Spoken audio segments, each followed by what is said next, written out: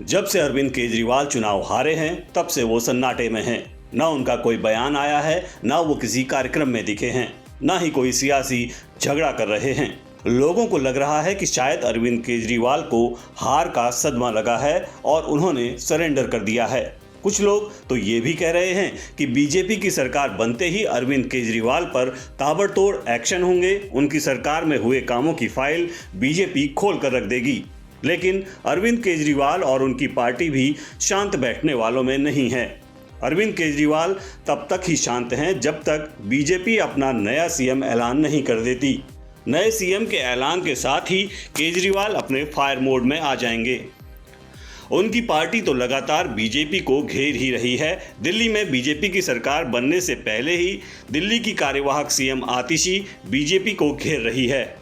आतिशी ने कहा है कि 8 मार्च तक बीजेपी दिल्ली की महिलाओं को 2500 रुपये महीने देने का वादा पूरा करे।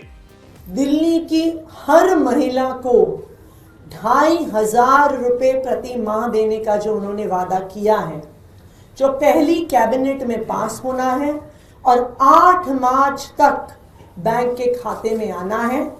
हम ये उम्मीद करते हैं कि भारतीय जनता पार्टी अपने वादों को पूरा करेगी। दरअसल चुनाव में बीजेपी ने भर भर कर वादे किए हैं, इसलिए दिल्ली में जो भी सीएम बनेगा उसके सिर पर कांटों का ताज ही सजेगा। दूसरी तरफ दिल्ली में इस बार मामला एक तरफा नहीं है। आम आदमी पार्टी के रूप में बीजेपी को मजबूत विपक्ष का सामना करना पड़ेगा। दिल्ली में 70 सीटों में से 22 सीटें आम आदमी पार्टी के पास है, इसलिए आम आदमी पार्टी भी बीजेपी को चैन से नहीं बैठने देगी। विधानसभा से लेकर सड़क तक जबरदस्त घमासान देखने को मिलेगा। हर दिन नया विवाद, नए आरोप, ये सब होगा। तब अरविंद केजरीवाल अपनी पुरानी फॉर्म में आएंगे, जैसा वो सरकार में आने से पहले थे, जब वो आरोपों की लिस्ट लेकर सरकार को घेरा करते थे।